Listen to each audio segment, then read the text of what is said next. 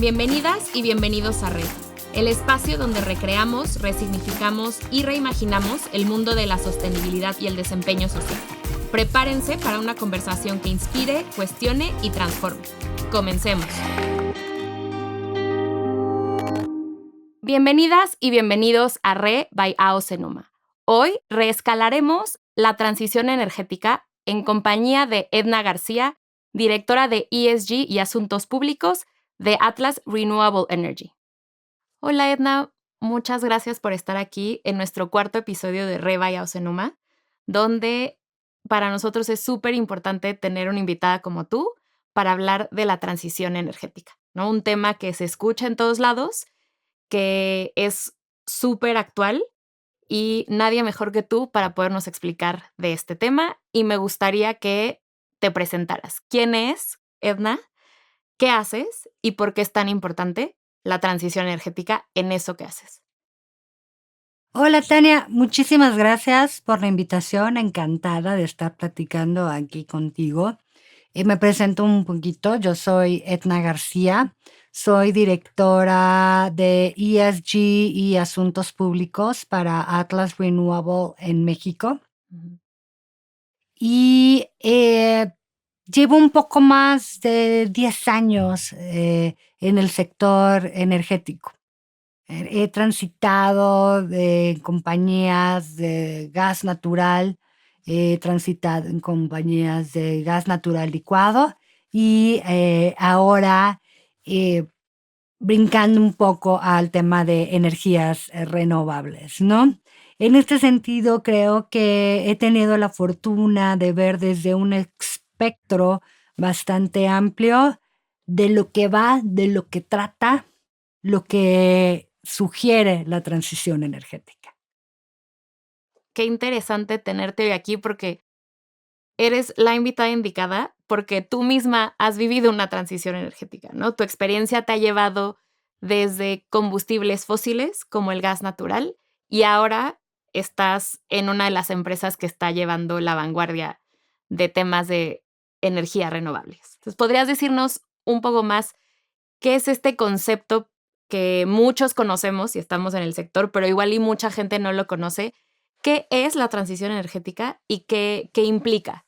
Mira, para mí la transición energética es justo esto, dejar de depender tanto de los combustibles fósiles para pasar a depender de energías limpias, pero energías limpias más confiables y más sostenibles, ¿vale? Uh-huh. ¿Y qué implica esto? Implica una reestructuración integral del sistema energético, como lo entendemos. Va con implicación de innovación tecnológica, va con implicaciones de rediseño de los sistemas energéticos como los entendemos, de la infraestructura energética como la entendemos, pero también, y creo que esto es muy importante, de un cambio de cultura. Okay. Un cambio de cultura de cómo es que todos entendemos el consumo de energía. El consumo de energía tiene que empezar a configurarse culturalmente desde la comunidad, desde los gobiernos, desde las industrias, cómo se hace un consumo responsable de la energía. Sin este eslabón, yo creo que no queda completo un ciclo de una transición energética con un enfoque sostenible. Qué importante esto que dices del tema cultural, porque muchas veces se entiende la transición energética como algo que no nos toca a la ciudadanía, ¿no? Que no, o sea, que eso es algo que las grandes empresas se tienen que hacer cargo, ¿no? De cómo le hacen para transicionar de combustibles fósiles a energía renovable, pero el tema cultural es clave, ¿no? Es algo que se tiene que dar en paralelo, ¿no? Entonces, me gustaría que nos dijeras, de acuerdo con tu experiencia, cuál sería el papel de la ciudadanía en esta transición si el tema cultural es tan importante. Mira, el papel de la ciudadanía, como te lo dije, es bien relevante, ¿vale? Finalmente, los de legítimo reclamo ante los riesgos del cambio climático, los legítimos abanderados de cumplir las metas del desarrollo sostenible es la sociedad civil, es la comunidad, son los usuarios finales de la energía. Entonces, es responsabilidad de ellos, de nosotros como comunidad, empujar políticas públicas que justamente soliciten, pidan, refuercen esta transición energética. Es responsabilidad de la sociedad informarse de qué va toda esta transición. Informarse de cuánto tiempo puede llevar, ¿no? Que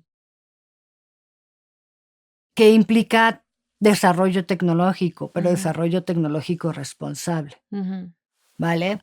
Entonces creo que ese es su papel. Su papel es informarse, es solicitar y exigir esta transición a los gobiernos, a las autoridades, pero también a la iniciativa privada, ¿no?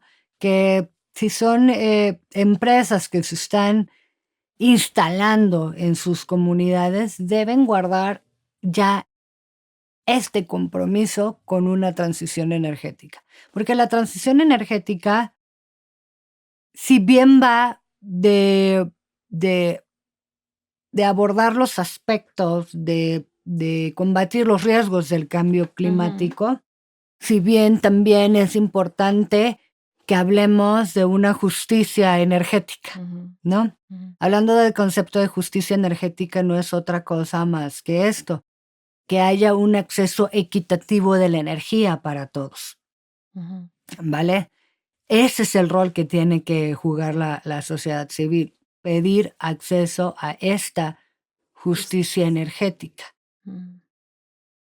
que a su vez viene aparejada de una salud ambiental. Qué interesante. Si pensáramos el camino hacia la transición energética, podríamos decir que hay 3 esferas, ¿no? El sector privado, ¿no? Que es al que tú perteneces, el sector gubernamental, ¿no? Y la ciudadanía o la sociedad. Entonces, lo que tú nos estás diciendo es que se tiene que trabajar en hacer alianzas entre sector privado, sector gubernamental, y la ciudadanía también juega un papel. Exactamente, Tania. La transición energética no deja atrás a nadie. Ya, y no es un concepto al aire, ya está aquí, ya está sucediendo. Y nos involucra a todos, ¿vale? Justamente un poco, y lo podemos hablar más adelante, sobre nuevas tecnologías, nuevas innovaciones, lecciones aprendidas de esta trayectoria que ya lleva la transición energética resultan bien interesantes, ¿no? Pero no es un concepto que está en el aire de cómo lo construimos, cómo lo hacemos. Es que ya está aquí. Y ya estas sinergias entre autoridades, sector privado y sociedad civil ya se están dando, queramos o no, ¿no? El gobierno de México justamente acaba de hacer desde mi perspectiva, un gran avance en emitir un nuevo plan energético con una modificación integral en sus leyes, donde ya incluye en toda esta normatividad el concepto de justicia energética, ¿no? Y muchos en el sector nos estamos preguntando, bueno, ¿de qué va? ¿Qué rol juega el papel de la justicia energética, todo esto? Bueno, para mí es muy claro, es esto que te digo, es acceso equitativo para todos de la energía, estricto apego a los derechos humanos de las personas que tienen acceso, que tienen derecho a acceso a esta energía. La generación de empleos verdes, de empleos conscientes, de empleos sustentables. Qué interesante. Y esto que comentas, Edna, de que ya está aquí, ¿no? No es un concepto, ¿no? Ya se está operacionalizando, ya estamos en ese camino. por supuesto que hay retos, ¿no? O sea, y eso me gustaría que platicáramos, ¿no? ¿Cuáles son los retos de la transición energética? Y el primero que me gustaría que habláramos es qué pasa con el almacenamiento de energía, ¿no? O sea, si nos pudieras explicar por qué el almacenamiento de energía es importante para la transición energética y dónde estamos parados en...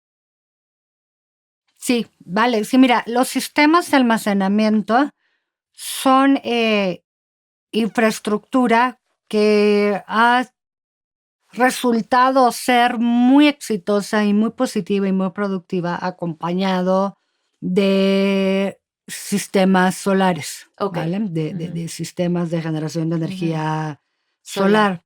Son baterías que permiten capturar la generación que hacen estas plantas solares o eólicas durante sus horas productivas del día y poder liberar esa energía almacenada en las baterías en los sistemas de transmisión. Esto permite otorgar un equilibrio un poco más de equilibrio en la oferta y la demanda de energía, ¿no? Ahora, las energías renovables, una planta solar, al almacenar la energía que produce durante el día, ya puede proveer de energía durante la noche a sistemas específicos y a una demanda específica que lo tenga, que lo necesite, ¿no? En ese caso, por eso es tan urgente los temas de almacenamiento, porque permiten a las plantas solares o eólicas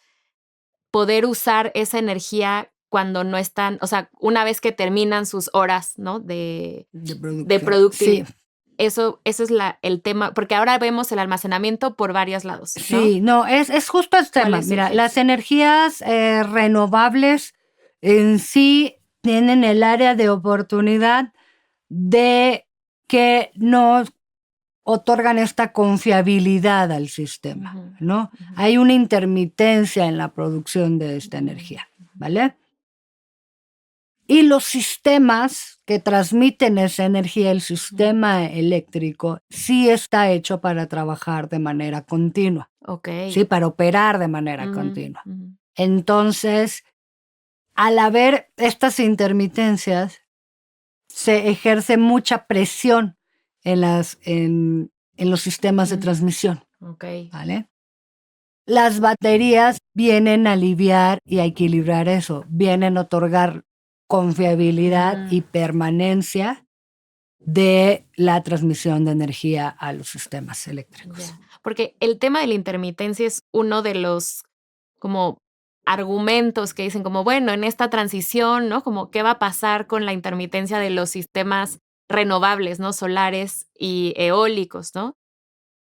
Lo que entiendo que me estás comentando es que a partir del almacenamiento es que se puede dar esta confiabilidad. Es correcto, ¿no? Y creo que ese es el rol específico que tiene la iniciativa privada. ¿Vale?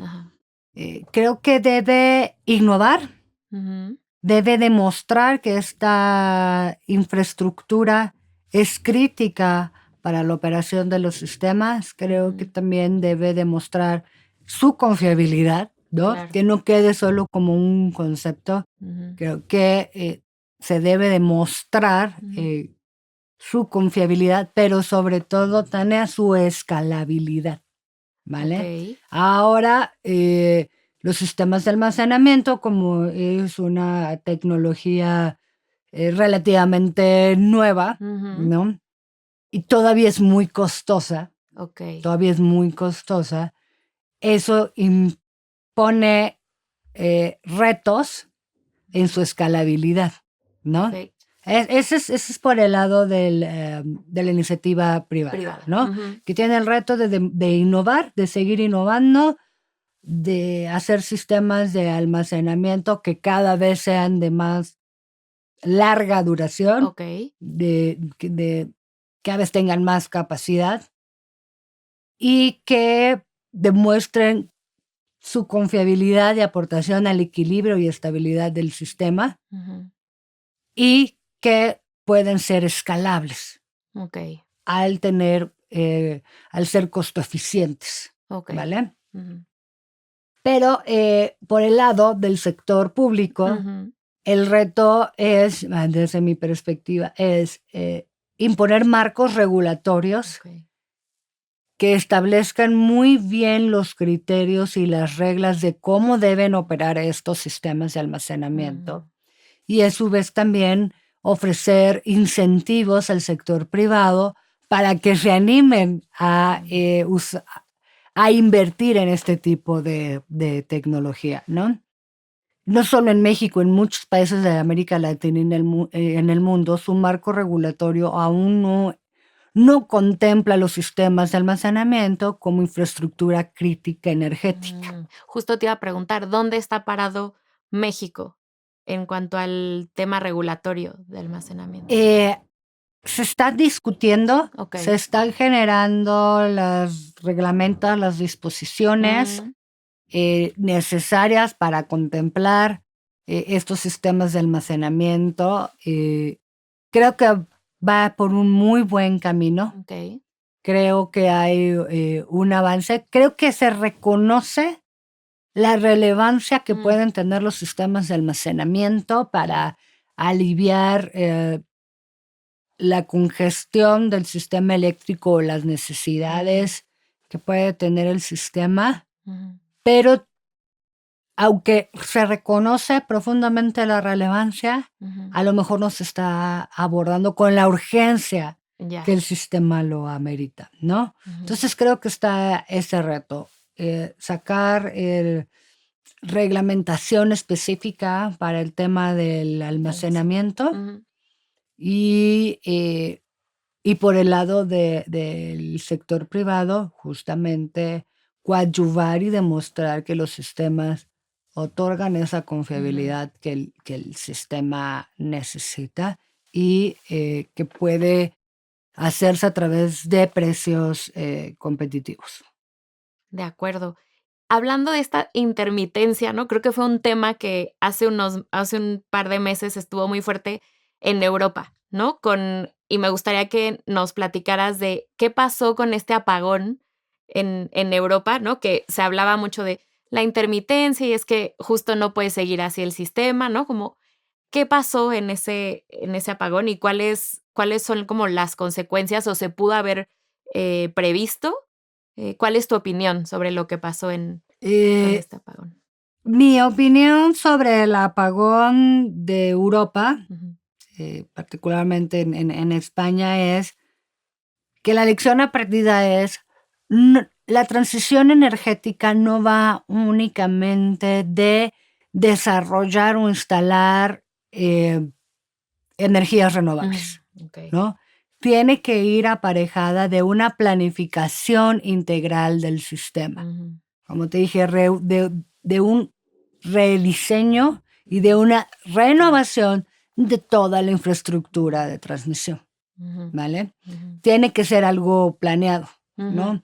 Como que desde mi perspectiva, en Europa hace algunas décadas fue un boom, se instaló sistemas de generación solar, de energía solar, sin pensar un poco en el futuro, ¿no? Había que planificar una reestructura, un cambio integral de todo el sistema eléctrico para que sea sostenible a largo plazo. Creo que esa es la gran lección aprendida. Ahora también creo que hay un área de oportunidad enorme porque justamente los sistemas de almacenamiento vienen a otorgar esa confiabilidad que necesitan las energías renovables.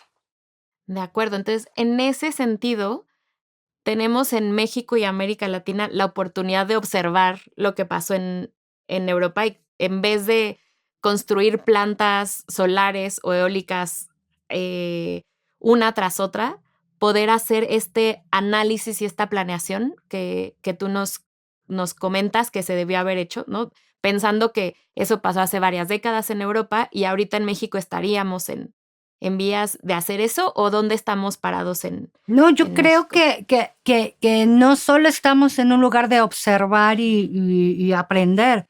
Yo creo que América Latina ya innovó. Yo creo que América Ok. Latina se adelantó a esta realidad que Ok. tuvo Europa, Ok. ¿no? Creo que hay grandes ejemplos en Chile, en Ujú. Brasil, que Ok. con un marco regulatorio bien establecido, platicado y consensuado entre iniciativa privada, entre el gobierno y las comunidades, esto es Ujú. bien importante, lo resalto, se lograron establecer esquemas bien interesantes de cómo va a funcionar esto, ¿no? Creo que Ok. el área de oportunidad de México es inmensa. El recurso solar en toda América Latina es privilegiado Ok. y creo que está todo en México muy atentos, muy expectantes Ujú. de en un momento decisivo de cómo alinear y hacer implementar esto de manera realmente estratégica. Qué interesante. Y si ya estamos en ese camino, ¿qué desafíos tenemos, no? O sea, tenemos esta área de oportunidad gigante que, de acuerdo con lo que nos comentas, se puede aprovechar y ya se ha estado aprovechando, ¿no? ¿Qué desafíos tenemos todavía en México y Mira, América hay, Latina? hay, hay desafíos técnicos definitivamente y Okey, tecnológicos, ¿no? okey. La tecnología va avanzando rápidamente, hay que pasar algunas barreras Ujú. técnicas todavía en el tema eh, tecnológico, Okey. pero insisto, creo que también en términos financieros y reputacionales Ujú. es bien importante que el sector privado demuestre y acredite la confiabilidad y la costo eficiencia de este tipo de sistemas. Okey. Y esa, ¿cómo se puede mostrar esa confiabilidad de los sistemas? O sea, ¿cuál es el camino? Como haciendo parques solares que tengan baterías de almacenamiento, documentando eso, ¿no? Presentándolo, ¿cuál sería el camino para? Justamente instalando sistemas híbridos, ¿no? Okey, Parques solares que ya contemplen sus propias sistemas de almacenamiento, okey. ¿no? Y demostrando que esa capacidad, esa inyección que se le hace a los sistemas de transmisión, los Ujú. propios sistemas de transmisión, sí le están aguantando, ¿no? Okey. Sí le están pudiendo recibir, Recibir ¿no? y trabajar con ella. Y al demostrar en esos casos que el sistema está siendo resiliente a Ujú, eso, ujú. eh, el siguiente paso es la escalabilidad. Okey. Demostrar que son proyectos escalables y aplicables en mayor dimensión, mayores regiones, mayor proporción. Jus justo te quería preguntar, ¿la escalabilidad es eso? O sea, ¿que se puede, replicar o a qué te Que refieres se con eso? pueda replicar, que Okey. se puedan instalar, a ver, y esto va pareja, son caminos paralelos, que el Okey. propio marco regulatorio Ujú, establezca las reglas ujú, para poder establecer estos sistemas de almacenamiento que permitan competencia ujú. justa entre los sectores, que la infraestructura de interconexión, las redes de interconexión sean más robustas. Ujú. Te digo, es una planificación integral que debe de venir sustentada desde el marco regulatorio Okey. para una vez que el reglamento funcione, que en la infraestructura lo soporte Ujú. y que se demuestre que en efecto la intermitencia y se mitiga la intermitencia de las renovables y que a su vez se vuelven fuentes de generación más confiables. Ujú. El siguiente paso es demostrar que son escalables, que se pueden hacer en distintos. Y eso es la transición. Es decir, mientras esta confiabilidad no se acredite, mientras esta escalabilidad no se compruebe, vamos a seguir dependiendo de los combustibles fósiles, ¿no? No podemos omitir el uno sin el otro. No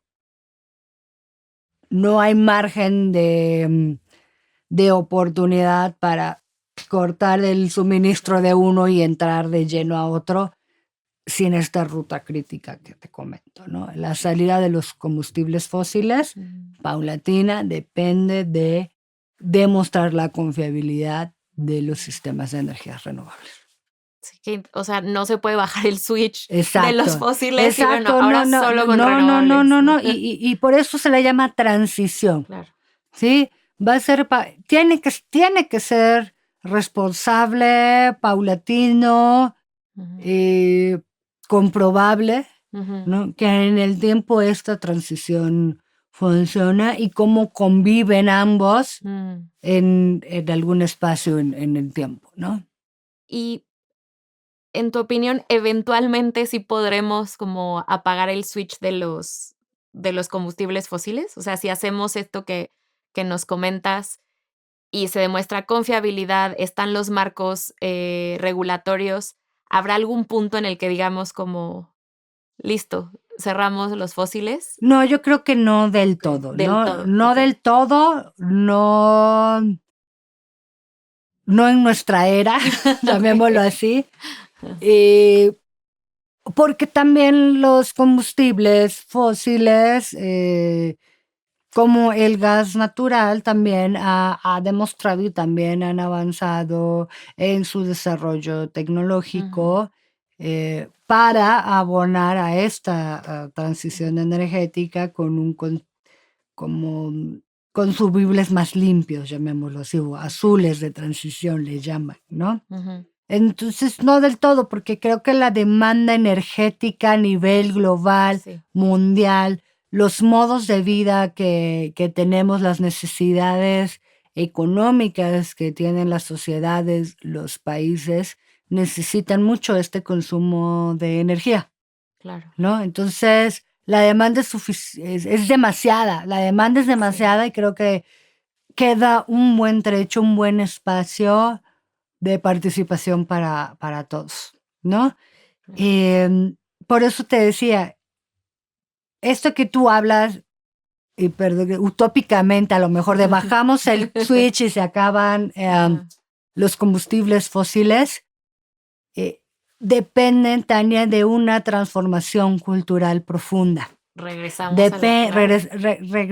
a la definición de transición energética, ¿no? Mientras las sociedades no cambien, ellos sí no bajen el switch de sus ideas de cómo es que se debe consumir energía, bueno, se va a seguir necesitando y se va a seguir necesitando sacarla de distintas fuentes, ¿no? Claro. Sí. Entonces, pero creo que es un camino muy interesante y nuevamente creo que este cambio de paradigma, de cultura, de cómo entendemos la energía, qué funcionalidad tiene la energía en nuestras vidas, en nuestra cadena de valor como sociedad, es bien interesante, ¿no? Tú, ahora que empezábamos esta charla, decías, bueno, nos van a ver mucha gente del sector, muchos de la gente involucrada en estos temas de transición energética, pero para el que no sabe, ¿qué onda? ¿Cómo le hacemos, no? Y yo creo que si nos están escuchando sería bien interesante que ellos se involucrasen, se cuestionasen cuál es su rol en esta transición energética, entendiendo el consumo que están haciendo de estas, ¿no? Sino, porque al final lo padecemos todos, ¿no? Nos tocan los apagones, nos tocan el estrés a los propios sistemas, pero también esto viene de los consumos indiscriminados que se pueden hacer de esta energía. Y no solo desde las grandes fábricas o las grandes empresas, desde el consumo personal que estamos haciendo de esa energía, ¿no? Sí, totalmente.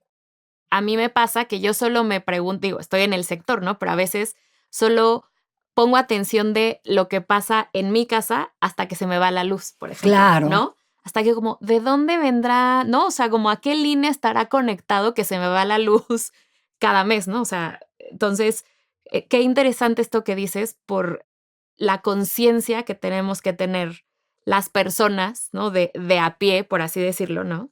De cuál es el tipo de uso que hacemos de la energía, de dónde viene la energía que nos sirve para calentar lo que comemos, para atender la llamada en la computadora, ¿no? Como creo que es momento que nos empecemos a hacer esas preguntas, ¿no? Nosotros, sí. Muchas gracias por esto que nos dices, porque me prende como, así me prende muchos focos, ¿no? De mi vida diaria. Algo que me gustaría que comentáramos, ¿no? Y que ya lo empezabas a describir en el papel de las empresas, ¿no? Ahora tú estás en Atlas, ¿no? En esta empresa de energía renovable, y me gustaría que nos contaras qué es el papel que está jugando Atlas en esta transición, ¿no? ¿Qué es lo que están haciendo? ¿Cuál es su visión? ¿Y por qué están poniendo la transición energética al centro de lo que ustedes hacen, ¿no? Sí, lo que dices, a ver, es correcto. Justamente nuestra visión es coadyuvar a la transición energética de una manera sustentable, ¿no? Hablamos de nuestro objetivo es justamente alcanzar los objetivos de la transición energética, pero de un modo sustentable. Y esa es nuestra visión. Okay. Y justamente con esa visión, Atlas lo que ha apostado es por el desarrollo de proyectos de generación solar con sistemas de almacenamiento, okay. ¿no? Nosotros le llamamos híbridos, ¿no? Okay. Porque contemplan ambas tecnologías. Y ha sido punta de lanza en América Latina. Queremos seguir siendo esta punta de lanza, queremos seguir innovando, queremos seguir teniendo una conversación estrecha con los reguladores, con la comunidad, y queremos robustecer más aún, porque es parte de nuestra vocación importante como empresa, hacerlo muchísimo más alineados al cumplimiento de los objetivos de desarrollo sostenible, a una cultura ambiental y social, con una gobernanza transversal en todo eso que hacemos. Creo que ese es nuestro objetivo. Creo que lo estamos haciendo muy bien, si me permiten. Y, por ejemplo, en este caso, este mismo año, inauguramos un sistema de almacenamiento híbrido en Chile. Okay. Con uno de nuestros clientes, que es una minera de cobre del estado chileno. Justamente en esta plena y abierta conversación con ellos para evaluar posibilidades de mejorar esta confiabilidad y de poder proporcionar, liberar transmisión de energía en horas pico, se instalaron estos sistemas de almacenamiento, ¿no? Entonces, creo que Chile ha sido un gran espacio de aprendizaje y de innovación que para nuestro gusto ha resultado ser muy exitoso.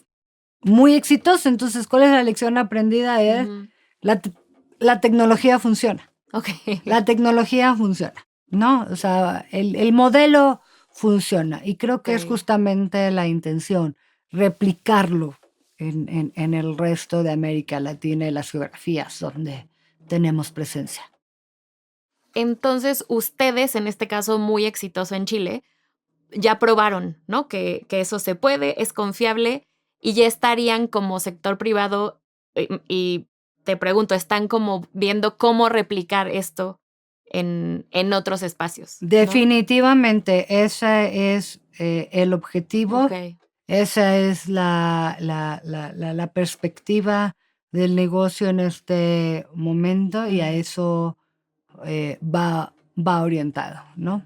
De acuerdo, con sistemas híbridos en este sentido. Exactamente, Ok. sistemas híbridos, que es parques solares a gran escala acompañados de sus propios sistemas de almacenamiento. Qué interesante. Además, por lo que conozco de Atlas, el tema comunitario es muy importante para ustedes, ¿no? Entonces, Mucho. va muy acompañado no solo la parte tecnológica, la parte de gobernanza, ¿no? Y de relacionamiento, pero también las comunidades son muy, muy importantes. Definitivamente siempre vamos acompañados de ellos. Siempre su opinión es tomada en cuenta y en consideración. Y siempre va en nuestro ethos de gestión y conceptos, insisto, como el de justicia energética y justicia social. Claro. En ese sentido, a mí me parece que ustedes están abonando también al cambio cultural, ¿no? Que necesita la transición energética, ¿no? A través de los proyectos que establecen en ciertos territorios, ¿no? Y también en este relacionamiento que tienen con las comunidades y acompañamiento en las comunidades, para mí es una forma de abonar a este cambio cultural que tanto se necesita. Sí, totalmente, insisto, es seguir este plan de negocios que tenemos de avanzar la transición energética, pero no puedo dejar de subrayar de una manera sostenible, ¿no? Claro. Que implica involucrar nuestra cultura ASG en la transversalidad de todo lo que hagamos. Bueno, Edna, muchas gracias por todo lo que nos has compartido. Me gustaría que pudieras platicarnos de qué es lo que viene, ¿no? ¿Cuáles son las tendencias que vienen en tema de transición energética? ¿Hacia dónde vamos? ¿Y qué nos espera, ¿no? ¿Qué se está innovando y qué viene para la transición energética? Mira, viene avance en la tecnología de almacenamiento a más larga duración, pero a mí lo que me parece más interesante es que viene la incorporación de la inteligencia artificial Wow. para predecir la demanda y para mejorar la operación de las redes. Creo que eso va a ser muy trascendental, creo que ya nos está alcanzando y así como la inteligencia artificial va a tocar todos los puntos de la sociedad, de nuestro día a día, también va a tocar de forma importante cómo opera, cómo concebimos, cómo predecimos la demanda de energía. Si te entendí bien, el uso de la inteligencia artificial que ahora está también en todos lados, en este tema específico del almacenamiento es que se va a utilizar para predecir las horas o sea, pico, cuando se necesita activar que entren las baterías. Exacto, te va a permitir predecir las horas de demanda, lo que va a permitir hacer programaciones más acertadas de cuándo se tienen que hacer estas liberaciones de energía y para o no para aliviar las congestiones de las redes.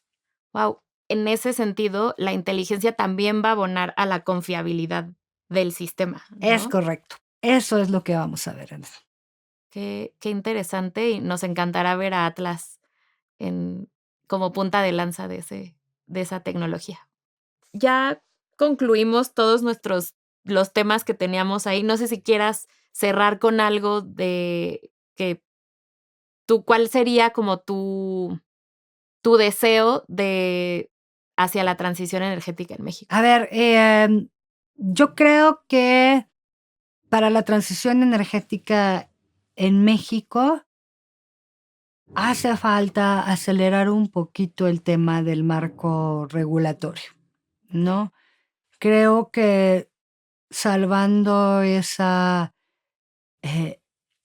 último paso que ya estamos a punto de alcanzar, es inminente que la transición energética empieza a caminar a pasos acelerados en nuestro país, ¿no? Creo, insisto, la relevancia está muy palpable, muy clara para todos los actores, por lo menos para el sector público y para el sector privado. Creo que esa relevancia está muy, muy patente.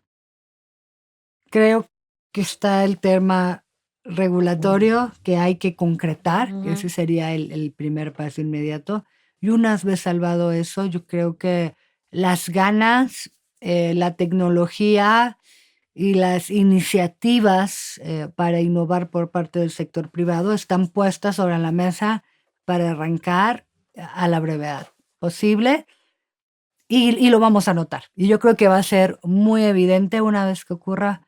Va a ser muy evidente, muy palpable y muy involucrado en el día a día de todos, ¿no? Okay. De acuerdo. Entonces, nos dice, se necesitan tener claras las reglas del juego y en cuanto nos digan, aquí están las reglas del juego, se arrancan con lo que sigue. Exactamente. Ok.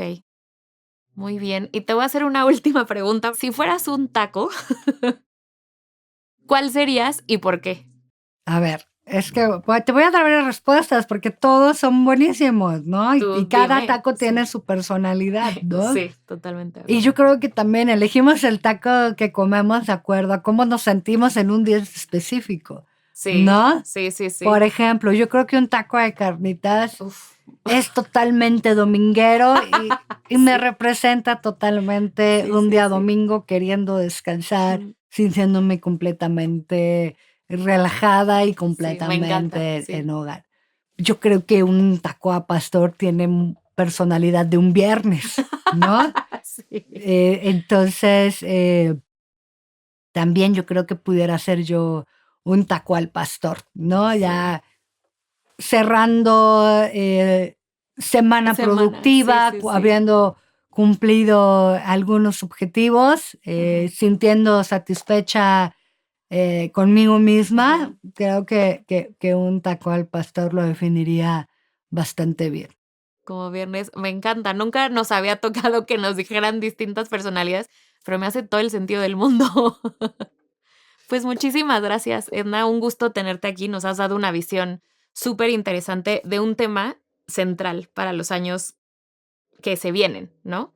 Entonces, muchas gracias por tomarte el tiempo y espero poder volver a platicar contigo. Muchísimas gracias a ustedes, Tania, y nos estamos viendo. Re es un podcast by AOS Enuma. Síguenos en redes sociales como @re by AOS Enuma.